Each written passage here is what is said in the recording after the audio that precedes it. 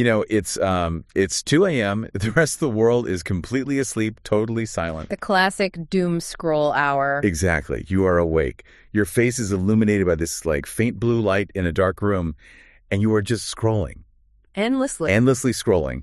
And with every flick of your thumb, there's this invisible algorithm feeding you one carefully curated image after another. Right. A video, then a meme, maybe a product, and then, a piece of political outrage. Yeah, and it knows exactly what makes you stop.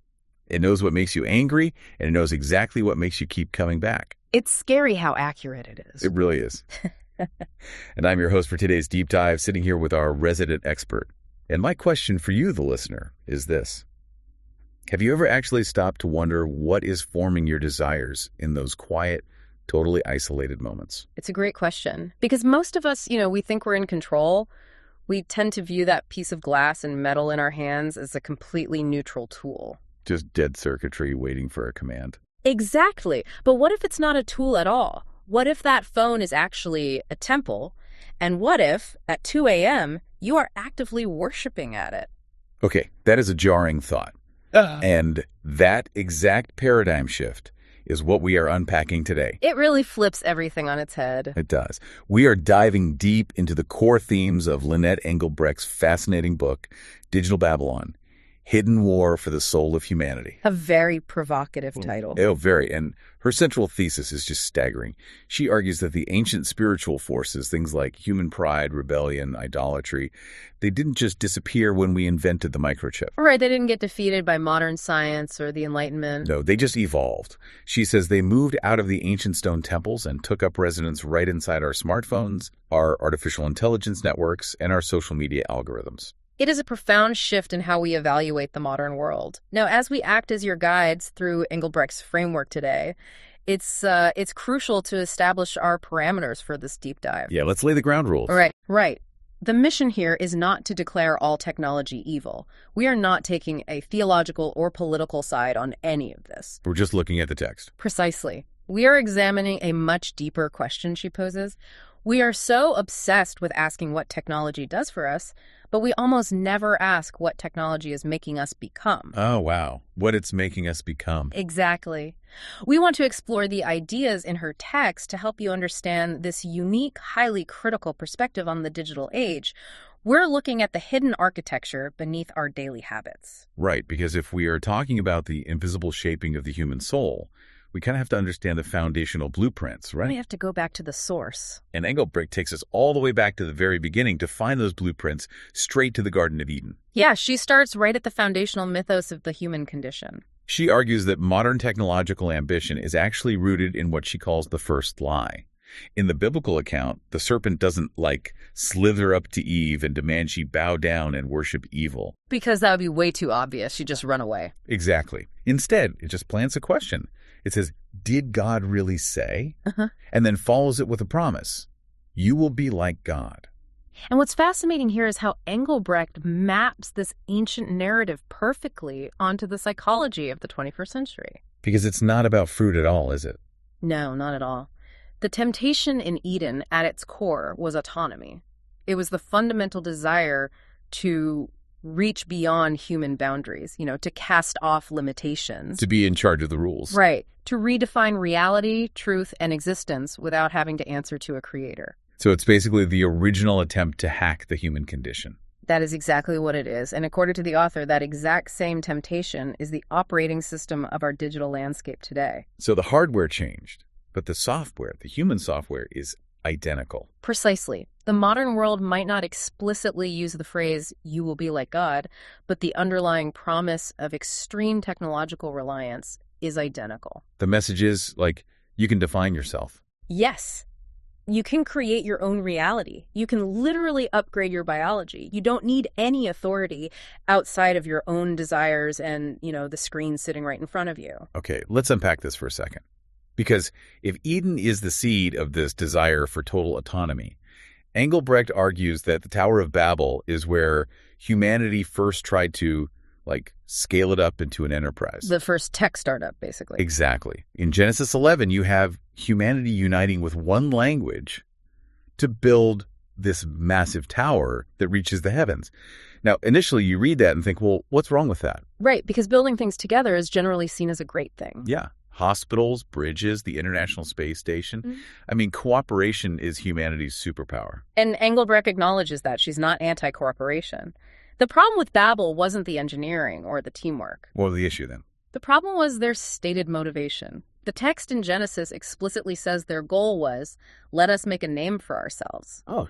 Yeah, it was the pursuit of ultimate human greatness and technological achievement, completely independent of and actually in defiance of God. They wanted to centralize their power to prove they were entirely self-sufficient. It makes me think of it this way. If the ancient Tower of Babel was built upward with physical bricks, constructed as a ziggurat to create a stairway to the heavens, the modern digital tower is built outward. Outward. I like that. Yeah, it's built with exabytes of data, lines of code, massive server farms sitting out in the desert, and fiber optic cables stretching across the ocean floor. It reaches everywhere. It reaches invisibly into every pocket, every living room, and every 2A bedroom on Earth. You can't see this tower, but you listening to this are walking around inside it every single day. If we connect this to the bigger picture, the sociological parallels become even more striking. How so? Well, Genesis specifically notes that before Babel, the world had one common language. That unification is what made their rapid technological ascent possible. Right. If you can't communicate, you can't build. Exactly. And Engelbrecht points out that today, for the first time in millennia, we have developed a new, universal, common language. But it's not English or Mandarin or Spanish. It's digital. It is entirely digital. It's emojis, memes, viral audio trends on TikTok, hashtags, and the underlying recommendation algorithms that curate all of them. I can send a specific meme to a teenager in Tokyo, a programmer in Toronto, and a barista in London. And they all get it instantly. Instantly. They might not share a single word of a spoken language, but they instantly understand the exact same internet culture, the same irony, the same joke. And that shared digital language facilitates a terrifying acceleration of culture. Yeah, it speeds everything up. When humanity shares one digital language, a new ideology, a destructive social trend, or a radical philosophical idea can spread globally in a matter of hours. Which means it completely bypasses any kind of safety net. Yes. The author makes the profound point that destructive ideas can now reach children on a global scale, bypassing geographical, cultural, and parental filters before parents even know those ideas exist. That is wild to think about. Human communication has accelerated to the speed of light, but human wisdom is still walking at the speed of a prehistoric nomad. Oh, man. We are building the tower faster than we can understand what it's doing to the foundation. Exactly. Which leads us to ask, what is the cost of living inside this structure? Because the author points out that this new Babylonian system doesn't rule like the dictators of the 20th century. Right, it's not an authoritarian regime in the classic sense. No, it doesn't primarily control people through violent force, secret police, or, obvious oppression. No, it controls through comfort. It controls through frictionless convenience. The velvet handcuff. Engelbrecht challenges the reader to consider the subtle exchanges they make daily just to participate in this system. It is a highly transactional existence. You trade your data. You trade deeply personal data, your location, your heart rate, your purchase history, simply for the convenience of next-day delivery. You trade your cognitive focus and your silence for endless entertainment. And you trade your privacy for access to the network. It is the ultimate invisible cage. We lock the door ourselves because the couch inside the cage is incredibly comfortable and has, really great Wi-Fi. It's a very comfortable cage. But if this massive invisible digital tower is built by extracting our data and our attention, we have to look at the architects keeping us inside it. We aren't just interacting with dead code anymore. No, we are interacting with systems that mimic human reasoning. The machines living inside our devices are starting to talk back. Which is terrifying. And this brings us directly into Engelbrecht's exploration of artificial intelligence, a space where her analysis gets highly philosophical. It really does, because the desire to create artificial life isn't new. It's a very ancient human obsession. Right. She mentions a bunch of historical examples. She references the Greek myth of Hephaestus building golden mechanical servants, Jewish mysticism surrounding the golem formed from clay, and, of course, Mary Shelley's Frankenstein. But historically, those were always fictions, right? Myths reflecting our desire to play creator. Exactly. Today, the myth is a reality. The machines are actually here. I mean, we have large language models that can simulate human speech with terrifying accuracy. Generative AI that can create photorealistic deepfake images of people who literally don't exist. And systems that can seemingly reason through complex legal or medical problems. We have engineered the very things our ancestors only dreamed about around campfires. What's fascinating here is the crucial distinction Engelbrecht draws, which is, frankly, often lost in the hype of Silicon Valley. What's the distinction? She separates a machine imitating humanity from a machine actually possessing a soul. This is vital to her thesis. Right, because an LLM might say something profound, but it doesn't feel it. A large language model might generate a sentence that sounds deeply compassionate, moving you to tears. Yeah. But we have to understand the mechanism. It's just predicting the next word. Exactly. That machine is merely using complex neural networks to predict the next statistically probable word based on billions of texts it consumed. Right, it's math, not magic. Yes. It has no ontology. It has no childhood. It has no ancestry, no breath, no lived experience of grief, and no vulnerability to pain. It's a simulation. It is a highly sophisticated simulation of emotion, not the experience of it. Yet the author observes a massive societal shift. Humanity is increasingly treating AI not just as a supercalculator, but as a new oracle. The new oracle. Think about how wild that is. In the ancient world, people would endure a grueling pilgrimage up a mountain to places like Delphi. Yeah, dangerous journeys just to get a glimpse of the future. Right. They would consult a diviner or a priestess who sat over volcanic vapors to ask for hidden knowledge from the gods. Today, you just pull a glowing rectangle out of your pocket, open a prompt box, and ask an algorithm. It's effortless. You ask it, who should I date? What political ideology is morally correct? How should I discipline my toddler? We're outsourcing our deepest human dilemmas to a server rack. And this is where Engelbrecht sees the acute spiritual danger. It is the surrender of human judgment. So it's less about the Terminator scenario. Exactly. The danger she highlights isn't necessarily a sci-fi scenario where the machine becomes a literal sentient demon that launches nukes. The more insidious danger is that humans willingly begin to treat the machine as a god. Because it knows so much. When we assume that because a system can process vast amounts of data, it must therefore possess intrinsic wisdom or moral authority, we cross a dangerous threshold. We elevate a statistical model to a deity. Okay, here's where I have to play devil's advocate for a second. Are we actually trusting AI because we genuinely believe it's a divine oracle that is smarter and wiser than us? That's the million-dollar question. Right. Or is it much more mundane than that? Are we just exhausted? Are we just completely desperate to surrender the heavy, anxiety-inducing burden of critical thinking and moral responsibility to a machine that just sounds incredibly confident? That is a phenomenal pushback, and it actually aligns deeply with Engelbrecht's point. It is a desire to escape the exhausting responsibility of being human. Because being human is hard. Making choices is hard. True moral reasoning requires wrestling with ambiguity. It requires carrying the weight of consequences. The machine offers a frictionless bypass.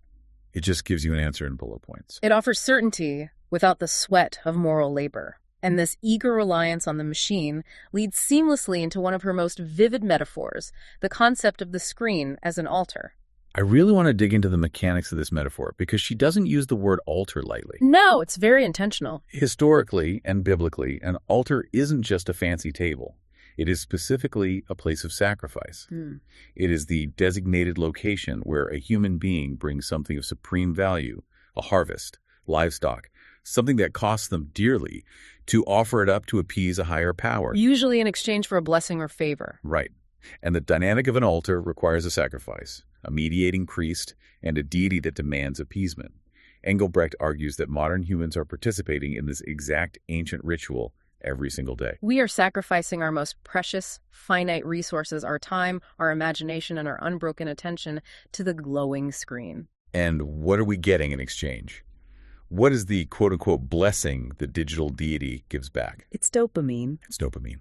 It's the momentary illusion of connection. It's social validation through likes and retweets. We bleed out our time on this altar just to feel seen for a fleeting second. And it brackets our entire day. For millions of people, this digital altar is literally the first thing they reach for when they open their eyes in the morning and the last glowing thing they look at before they fall asleep.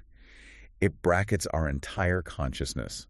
Engelbrecht asks the reader to seriously reflect on the psychology of their own digital rituals. Like what we do when we're bored. Think about it. When you are sitting in a waiting room or waiting for a bus and you feel that sudden, uncomfortable wave of boredom, anxiety, or existential loneliness, what is your immediate reflex? You grab the phone.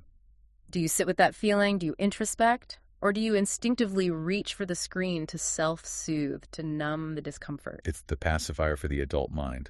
Precisely. And she warns that this constant, unbroken stream of digital stimulation murders silence. And we need silence. Silence, according to her paradigm, is the absolute prerequisite for deep thought, for self-reflection, and for spiritual attentiveness. You cannot confront your own soul if you never allow yourself to be alone with it. You definitely can't hear a still, small voice if you've got a podcast blasting in your ears and an infinite algorithmic feed running in front of your eyes. It drowns everything else out. But if we follow this metaphor, if we're constantly sacrificing our attention at this digital altar, we have to ask what exactly is being beamed back into us, because the screen isn't a blank, empty piece of stone. It's highly active, it has a liturgy. What are the stories and cultural narratives this altar is feeding us while we sit there mesmerized? This is where Engelbrecht transitions from the medium itself to the message being delivered. She deeply analyzes the shifting cultural narratives being normalized through our entertainment. Especially how modern storytelling has radically altered our baseline moral perceptions. Right. And this brings us to one of the most fascinating chapters in the book, titled The Witch in the Living Room. Oh, this chapter was so interesting. Engelbrecht outlines a massive, undeniable shift in media tropes. Think about the history of storytelling. For centuries, the witch or the occult practitioner was usually the villain. They were a symbol of dangerous, forbidden power, of manipulation, of spiritual darkness. But today, you turn on any streaming service, and the witch is almost invariably the misunderstood hero. She is empowered, she is fashion-forward, she represents feminist rebellion and authentic earthy wisdom.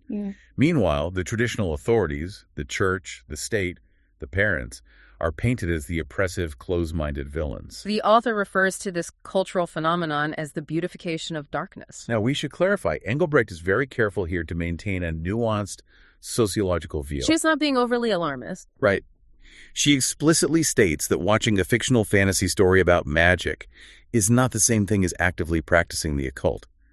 She is not claiming that every teenager who watches a fantasy movie is falling into a demonic trap. However, she points out a psychological reality-repeated exposure to these themes desensitizes a culture. It lowers the baseline. When occult concepts are constantly rebranded and packaged as spiritual wellness, manifestation, or energy work, the cultural immune system lowers. So how does this actually work mechanically? How do we go from watching a fantasy show to shifting our worldview?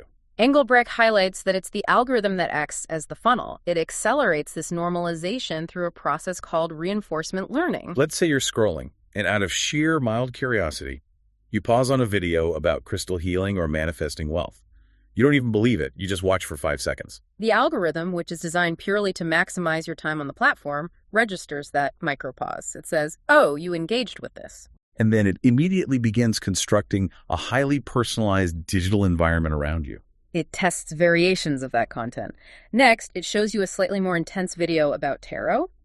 If you watch that, it shows you a video about communicating with spirit guides. It gently and invisibly guides you down a psychological funnel, moving you from casual curiosity to passive acceptance and eventually to active participation. All while you think you are just freely browsing.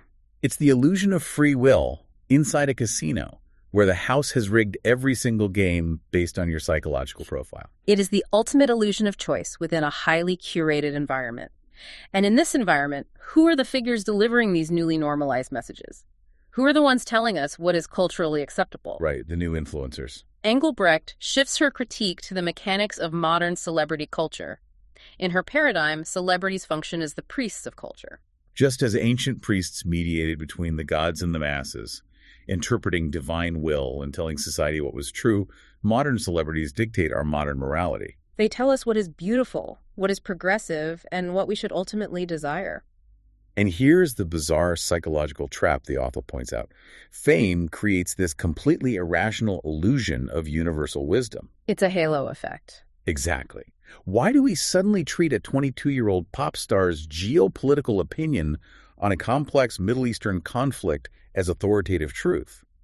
Why do we take a movie star's vague spiritual advice as gospel? Just because millions of people recognize their face. Yeah, we form these intense parasocial relationships. We should probably define that for the listener because it's a key psychological mechanism here.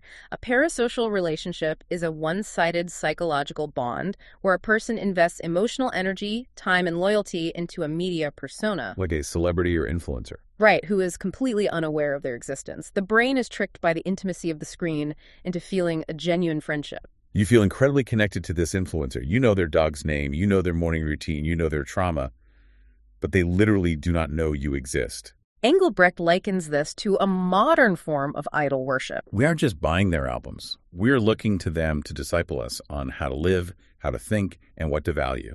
We have replaced theologians and philosophers with people who are simply very good at holding our attention. If we connect this to the bigger picture, Engelbrecht is arguing that this is fundamentally a war for authority. Who determines truth? Is truth an objective reality defined by a creator? Or is truth fluid, determined by the most visible, highly curated, algorithmically boosted image on a screen? And the author argues that this Babylonian system isn't just content to shape our entertainment, our minds, and our spiritual framework. It wants more. The architecture of this digital tower is increasingly coming for the last bastion of human autonomy, our physical bodies and our freedom of movement. Which takes us into some truly mind-bending territory that sounds like a sci-fi dystopia, but is rapidly becoming Silicon Valley business plans. It's already happening. Engelbrecht dives deep into the concept of transhumanism. For those who aren't familiar, transhumanism is a philosophical and technological movement that views the human body essentially as faulty hardware. A biological machine that is fragile, prone to disease, and in desperate need of an upgrade. We're talking about genetic modification, embedding brain-computer interfaces like Neuralink to merge our minds with AI. And the ultimate stated goal for many futurists overcoming death itself, perhaps by uploading human consciousness into a digital server. Engelbrecht connects this transhumanist ambition directly back to her opening Eden motif. It is the exact same underlying temptation, the rejection of human limitation. If humanity begins to view the body merely as a customizable machine to be optimized and eventually discarded, she argues we completely lose the foundational biblical concept of being made in the image of God. Because an image is meant to reflect the creator. A machine is meant to be upgraded by the user. I have to stop you there, though. When I hear the word transhumanism, it immediately sounds like a fringe Reddit thread or just eccentric billionaire tech bro escapism. I get that. It sounds extreme. Is this really a mainstream threat to the average person or just a thought experiment for the ultra-rich? It is a fair question, but Engelbrecht argues the philosophy has already trickled down into our daily lives, just in more palatable forms. How so? We already treat the body as a customizable accessory. The cultural narrative constantly tells us that our given biology is secondary to our psychological desires. Transhumanism is just the extreme technological extension of that exact same premise. So it's a spectrum, and we're already on it. Yes. It is the ultimate Promethean desire, the belief that if we can engineer something, we have a moral imperative to do so. It is humanity attempting to engineer its own immortality, effectively trying to become its own savior rather than relying on or trusting a creator. It is the absolute rejection of the concept of limits. But while a few billionaires are dreaming of digital immortality and uploading their brains to the cloud, Engelbrecht brings us crashing back down to the very real, very present age of surveillance that you and I are currently living in. We leave an inescapable digital footprint everywhere we go. Ring cameras on every porch, smart speakers listening in our kitchens, GPS location tracking in our pockets, permanent archives of our purchase histories. She introduces this chilling phrase in the book, the digital memory. The premise of the digital memory is that the internet never, ever forgets. Exactly. And she points out how this fundamentally opposes the theological concept of redemption. Think about it. The core message of the gospel, or really any system of grace, is that you can be forgiven. You can repent, you can change, you can become a new creation, and your past is washed away. But the internet operates on the exact opposite principle. The internet says you are forever defined by your absolute worst moment. Your worst tweet from 15 years ago, a mistake you made as a teenager, is archived forever, indexed by Google, and ready to be weaponized at any moment. The machine offers zero grace. And this permanent, unforgiving surveillance creates what Engelbrecht calls the digital cage. What's fascinating here is how she links this surveillance to a new form of societal control without the need for physical force. We discussed earlier how this Babylonian system operates on convenience.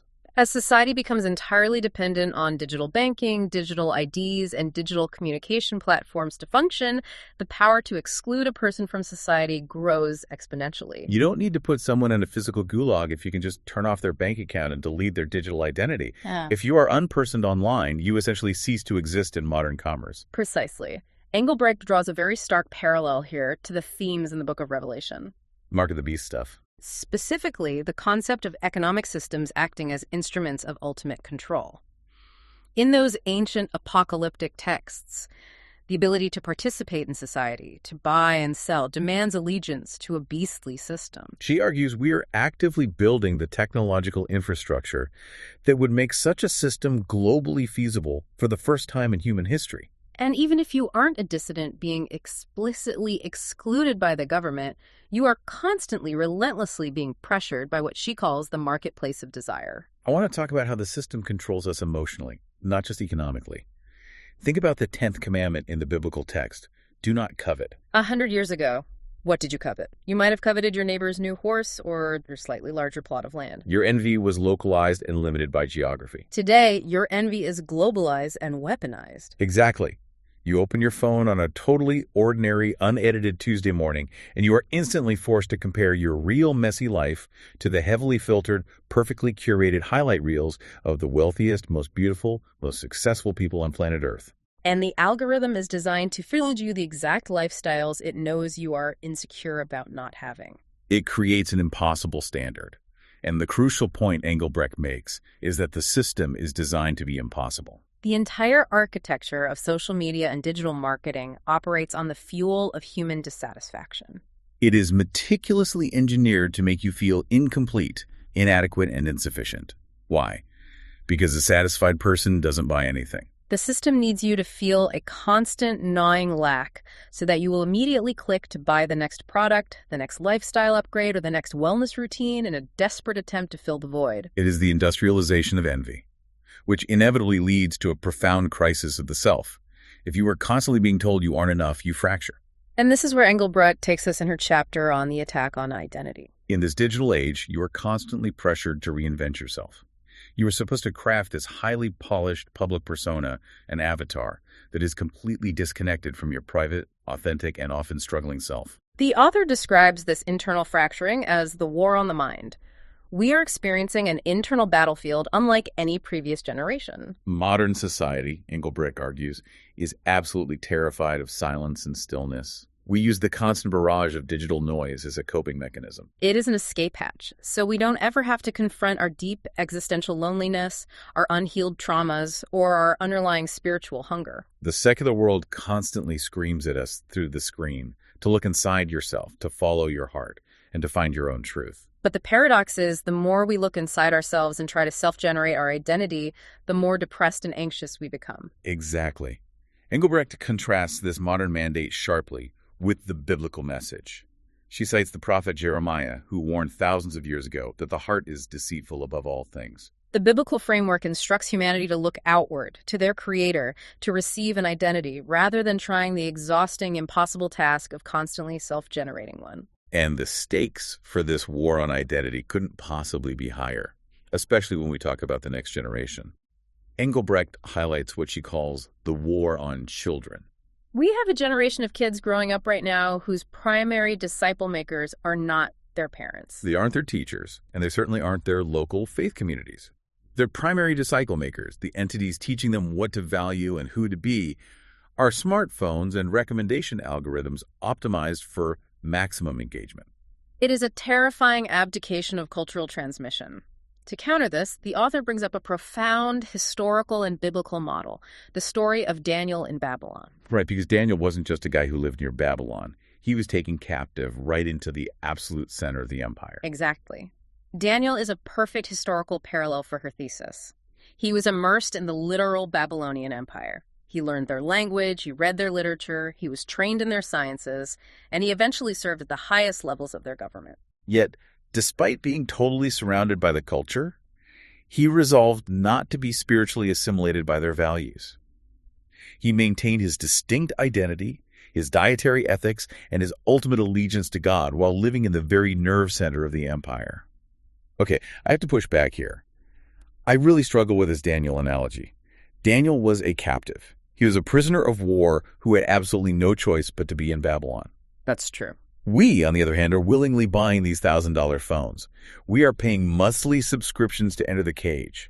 Aren't we the architects of our own Babylon? We absolutely are. How can we possibly apply a Daniel model when we are willing participants?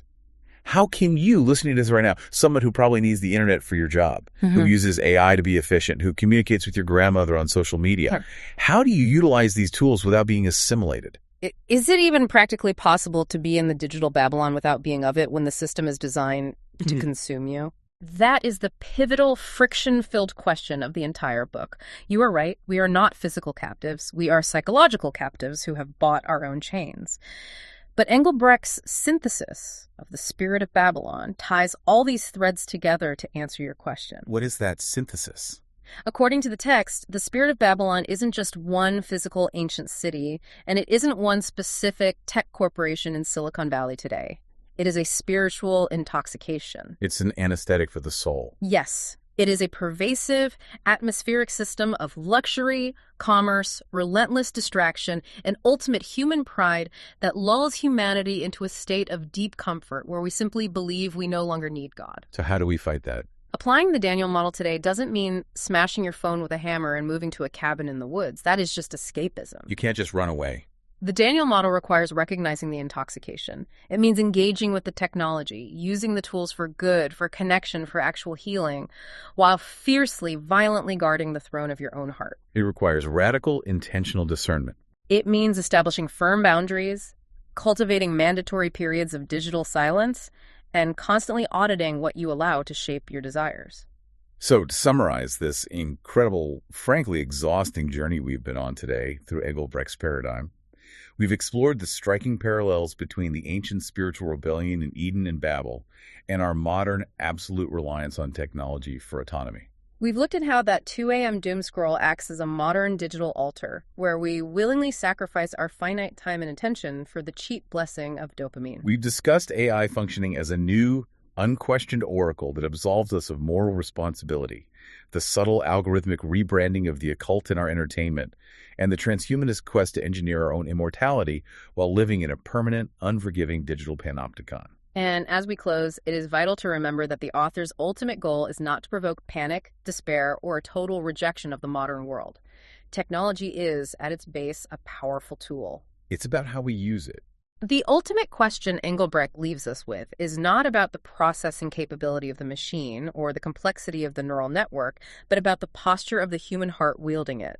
The question is simple but devastating. Who or what sits on the throne of your attention? Exactly. Which leaves you, the listener, with one final lingering thought to mull over today as you go back to your glowing screens. If the modern attention economy is quite literally a hidden war for your soul, extracting your time, your desires, and your identity piece by piece through that carefully engineered algorithm, then perhaps the most radical, rebellious, and spiritually profound act you could possibly commit in the 21st century is simply to turn off your phone, sit in absolute terrifying silence, and see who you actually are when the machine isn't looking.